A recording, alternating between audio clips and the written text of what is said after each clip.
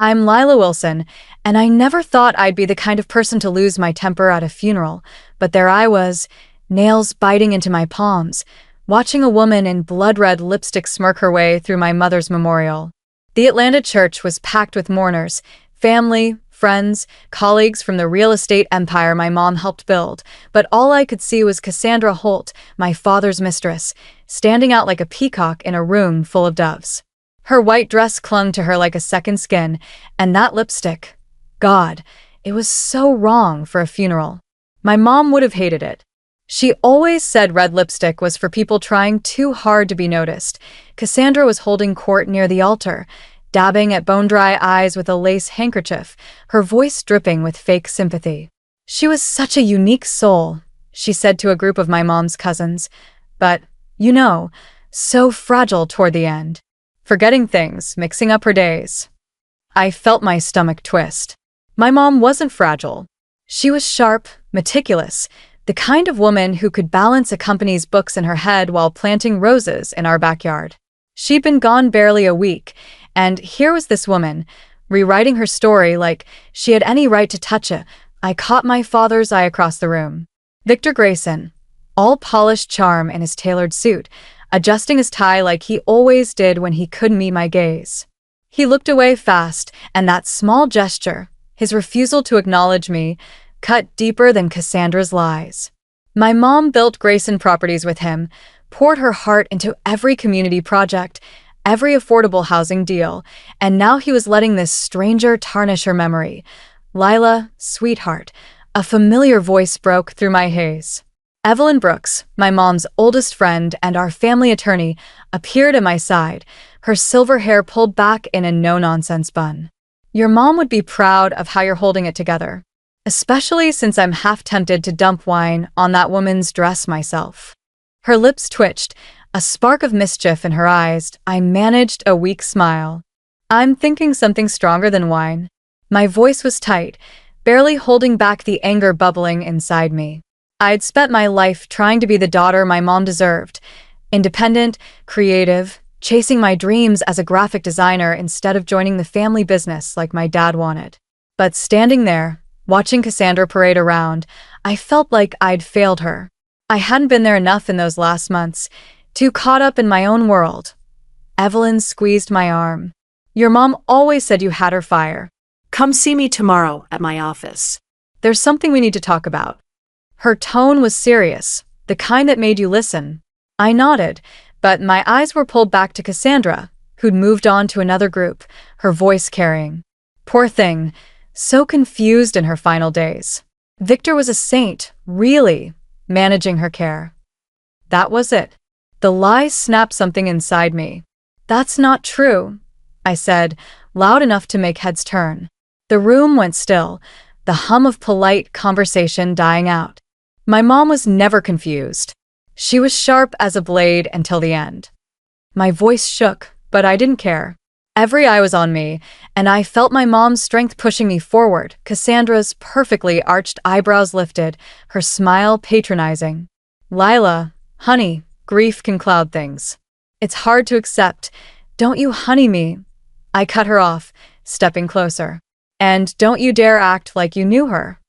My hands were trembling, my nails digging deeper into my palms, leaving crescent marks I'd feel for hours. Lila, my father's voice cut through, sharp and warning. He appeared between us, his hand resting on Cassandra's lower back, a casual, intimate touch that made my stomach churn. That's enough.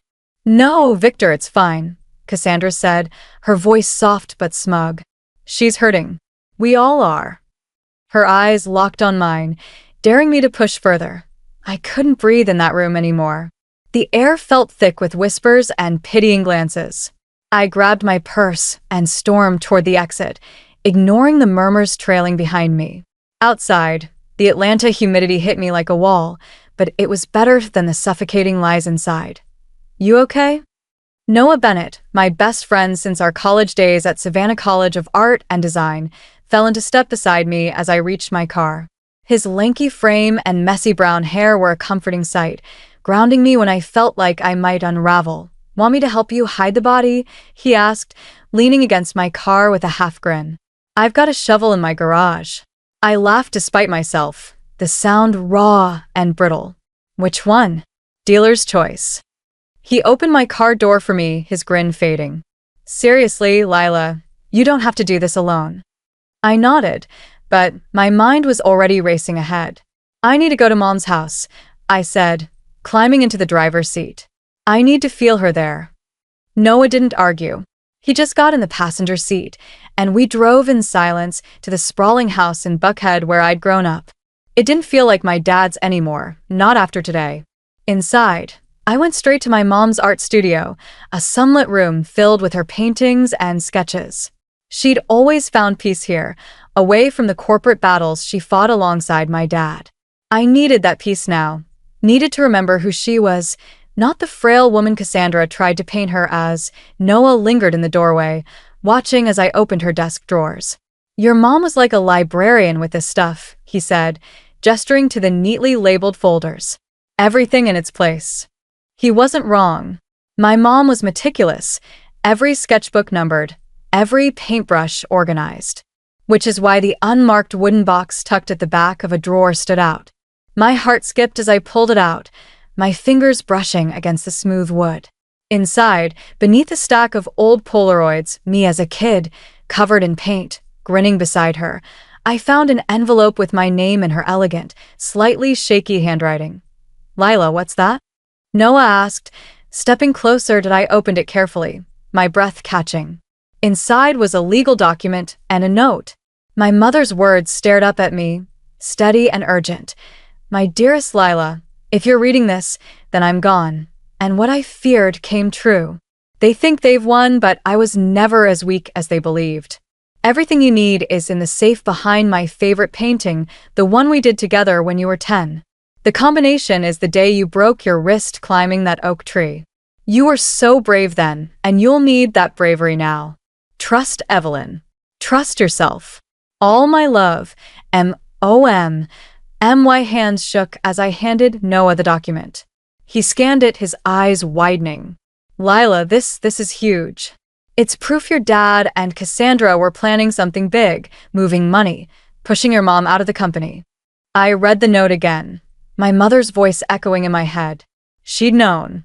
She'd seen it coming and left me a map to follow. Evelyn wanted to see me tomorrow, I said, folding the note carefully. She knows something. Noah's jaw tightened. What are you going to do?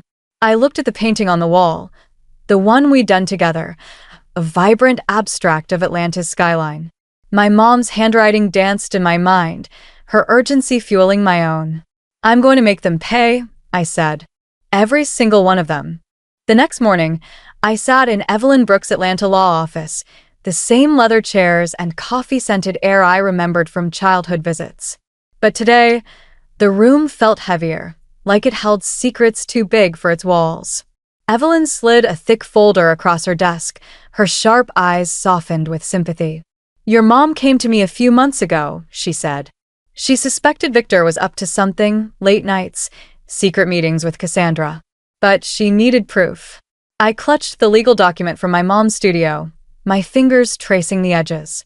I found this last night, I said, sliding it toward her. And a note. She mentioned a safe behind her painting. Evelyn's lips pressed into a thin line as she examined the document. This is part of it, Lila, but your mom was playing a long game. While Victor and Cassandra thought they were outsmarting her, she was 3 steps ahead. She opened the folder, revealing bank statements, emails, and photos. One caught my eye, a shot of my dad and Cassandra at a rooftop bar in Midtown, their heads bent close, dated years before my mom got sick. My chest tightened. They'd been at this for years. She was healthy then, I whispered, my voice cracking. How could he? Evelyn's hand rested on mine. Your mom figured it out. They were siphoning money from Grayson Properties, using fake property deals to cover it. They planned to push her out, claiming she was unfit to lead. But she wasn't unfit, I said, the words bursting out. She was running half the company, planning community projects, painting in her spare time. She was fine. Exactly. Evelyn pulled out another document. They needed a narrative. Cassandra's brother, Travis, works at Piedmont Hospital. He was going to fake medical records to paint your mom as unstable. She tapped the paper. But your mom had her own plan. This is her real will, and it names you as her successor, not Victor. My phone buzzed. A text from Noah. Cassandra just walked into your dad's office. Want me to tail her? I showed Evelyn the message. She nodded, a grim smile tugging at her lips. Your mom knew you'd need help. That's why she asked Noah to take that job at Grayson Properties a few months ago. She trusted him to watch out for you. I blinked, stunned. Noah's job, that was her idea? She saw how loyal he was to you, Evelyn said. And she was right. He's been feeding me intel, small things like expense reports that didn't add up. But yesterday, he got something bigger. She handed me a USB drive, a recording from your dad's office. My hands shook as I plugged the USB into Evelyn's laptop. Cassandra's voice crackled through, low and urgent. Everything's set, Victor. Travis has the paperwork ready. Once Lila signs over her voting shares, we're clear. My dad's voice cut in. She's suspicious already. We need to be careful. Cassandra laughed, cold and sharp. She's grieving emotional. One push and she'll fold. I stopped the recording, rage burning through me. They're planning something else, I said. Something now. Evelyn leaned forward. There's more, Lila. The night before your mom died, she called me.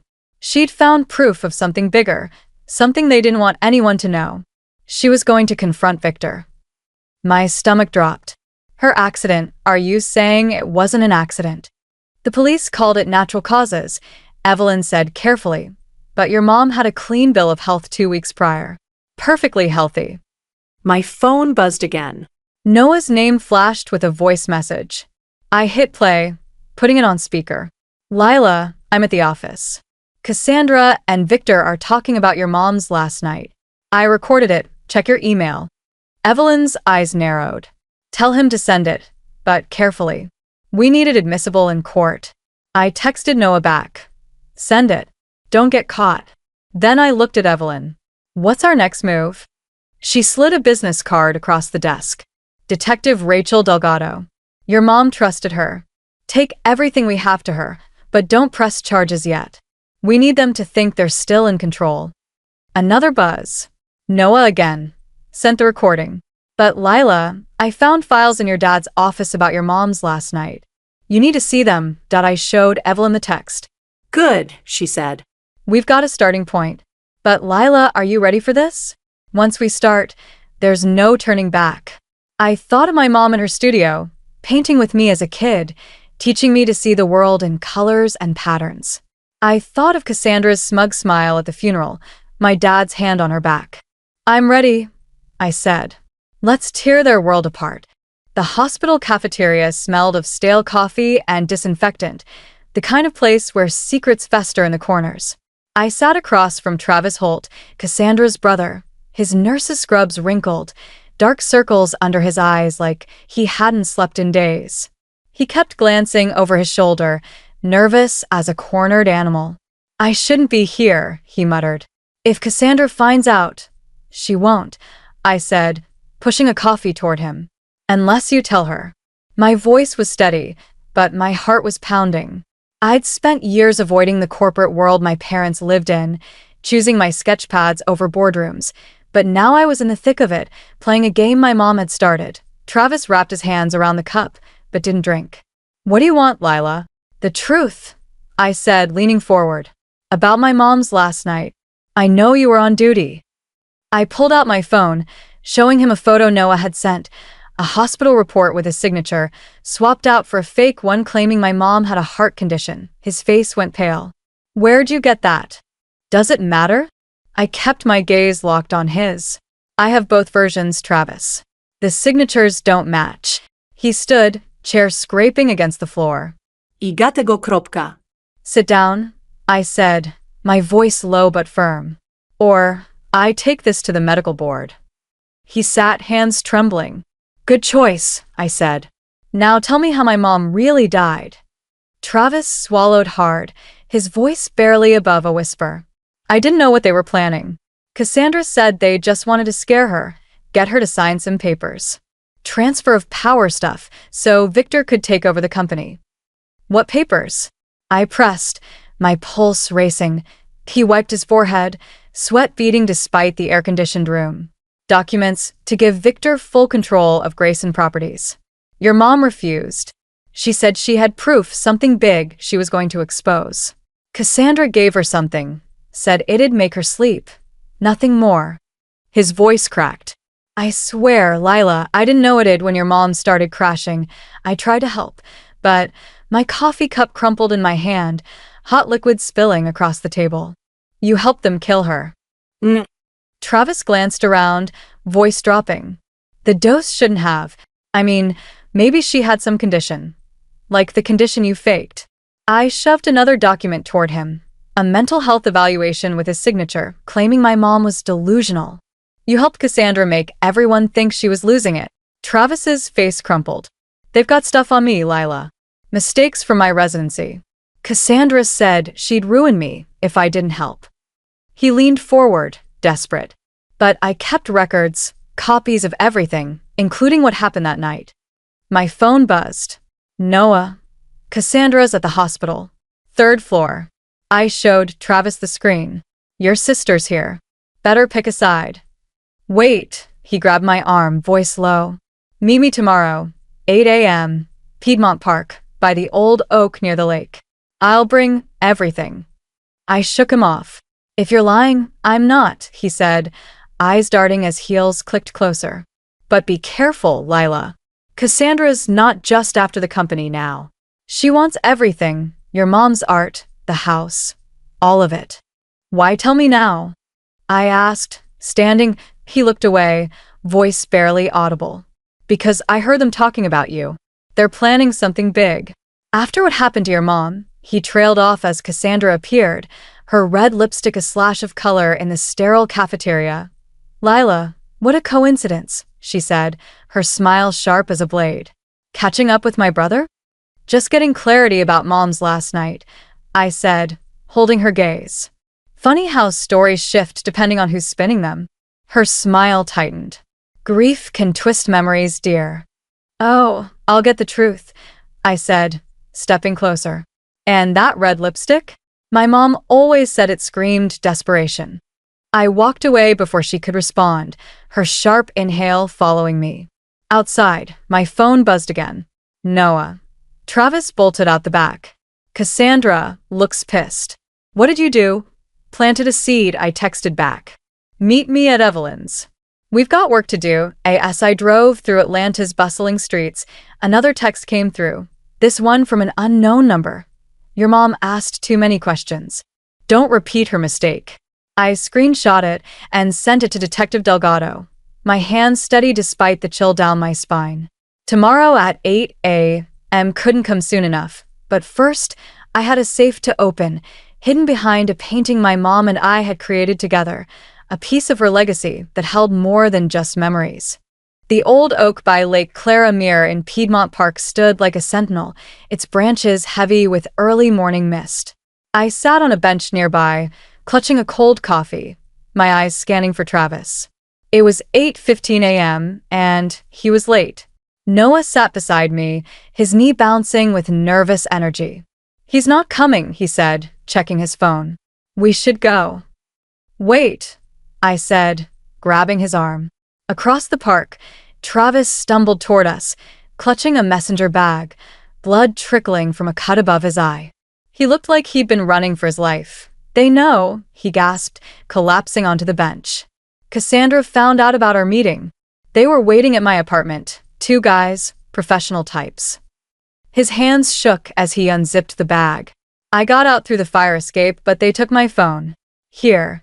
Take this before they find me. He shoved a USB drive and a stack of papers into my hands. It's all there, real medical reports, hospital footage from that night, and financial records. Your dad's been skimming money for years, and Cassandra helped hide it.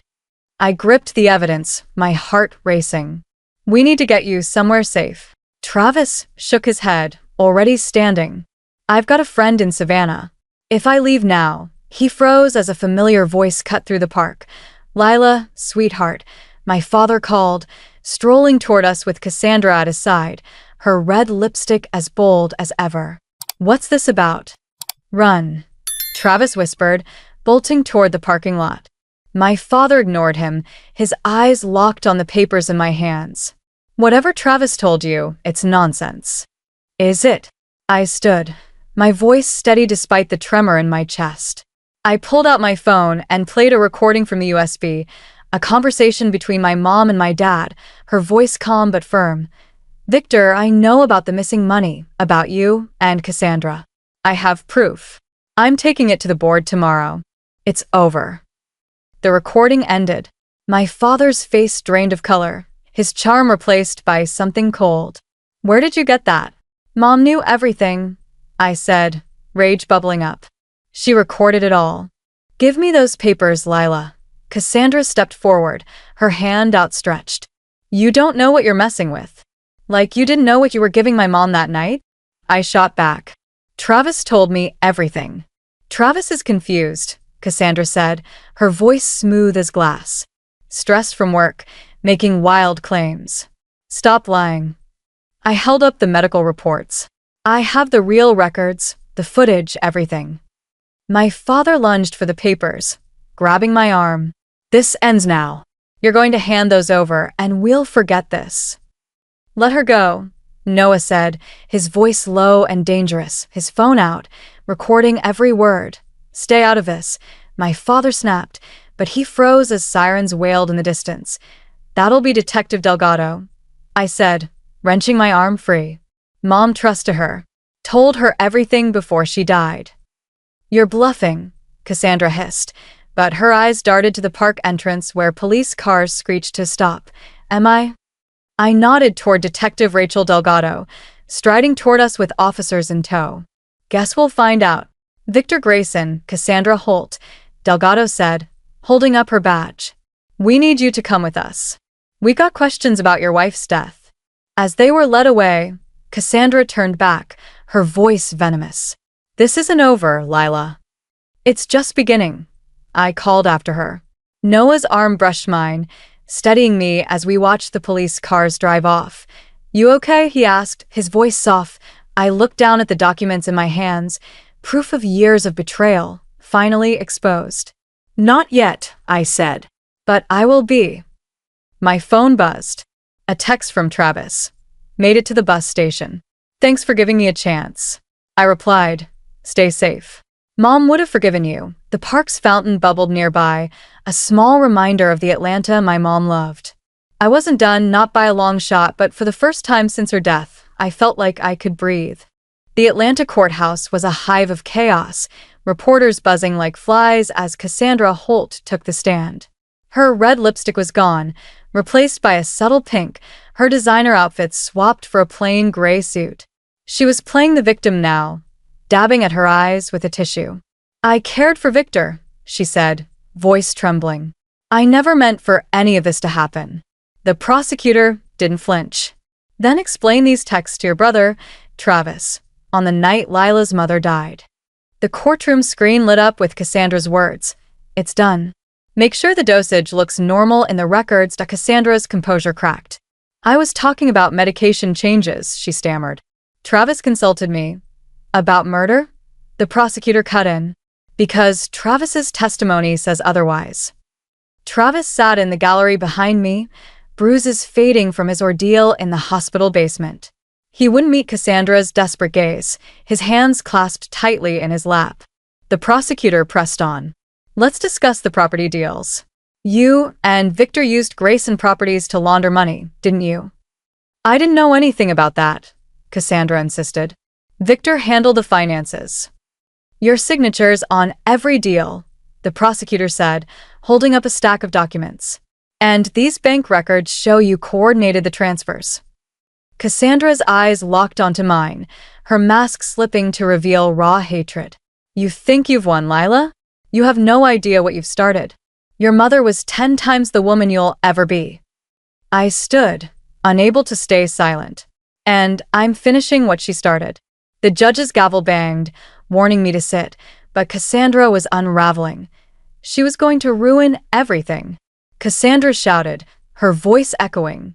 Our plans, our work. She had to be stopped. The courtroom erupted. Her lawyer scrambled for a recess, but it was too late.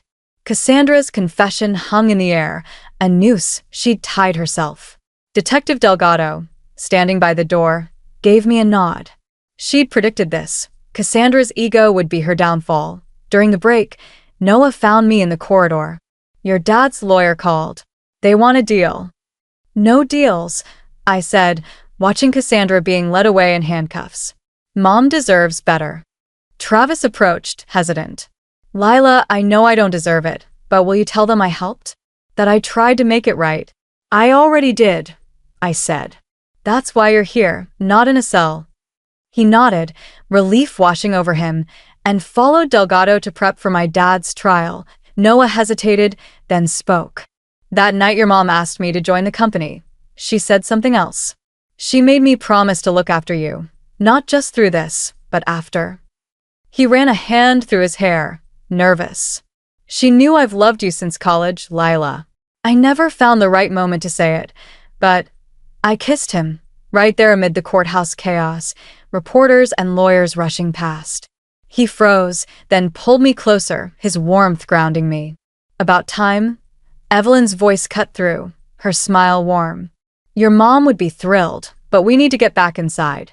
The jury's back. In my mom's bedroom that evening, I found her journal in the bedside drawer, just as Delgado's text had hinted. The black leather was worn, filled with her elegant script. The last entry, written the night she died, read, My dearest Lila, you've faced their betrayal, but there's one last thing. In the garden, under the rose bushes we planted when you were 12, there's an envelope. It holds evidence to destroy your father completely, his reputation, his legacy. But it comes at a cost, the weight I carried keeping his secrets. Choose wisdom over vengeance, my brave girl. Choose the future. All my love, Mom. I closed the journal, hands trembling. The roses, I said to Noah. Help me dig. In the garden, under the evening light, we found the envelope, sealed and untouched. My phone rang, Delgado. The jury's back. They're reconvening in an hour. I looked at the roses my mom loved, then at the envelope. I'll be there, I said. But I need to make one stop first. The prison visiting room was stark, fluorescent lights buzzing overhead. My father sat across from me, his orange jumpsuit a far cry from his tailored suits. Lila, he said, shocked. What are you doing here? I placed the unopened envelope between us. Mom left this. Evidence to ruin whatever's left of you. Your choice, Dad. Tell the truth in court today or I open it.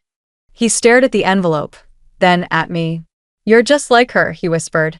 She gave me the same choice once. I chose wrong. He pushed the envelope back. I'll tell the truth.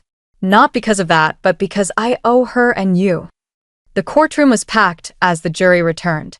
Guilty on all counts, the foreman announced. My dad got 20 years, Cassandra 25. Outside, I faced the reporters. Grayson Properties will move forward, I said, with the integrity my mother always stood for. Later, in the garden, I held the unopened envelope, my mom's silver lighter in my other hand. What are you doing with it? Noah asked, standing by the roses. Choosing wisdom, I said, setting the envelope aflame. We watched it burn to ash, the roses glowing golden in the fading light. Evelyn joined us, holding a bottle of wine. To your mom, she said, raising her glass, who taught us to fight with grace. To Mom, I echoed, Noah's hand in mine, who showed me justice isn't about tearing others down, but building something better. My phone buzzed, a text from Travis, starting over in Savannah. Thanks for the second chance. Your mom was right about forgiveness. I smiled, feeling her presence in the garden, in the roses, in the life I'd rebuilt. To everyone who's walked this journey with me, thank you. You've stood by me through grief, betrayal, and the fight for truth. If this story moved you, hit that subscribe button and join us, where every rose in the garden tells a story of loss, love, and starting over. Keep painting your own truth, and I'll meet you in the light.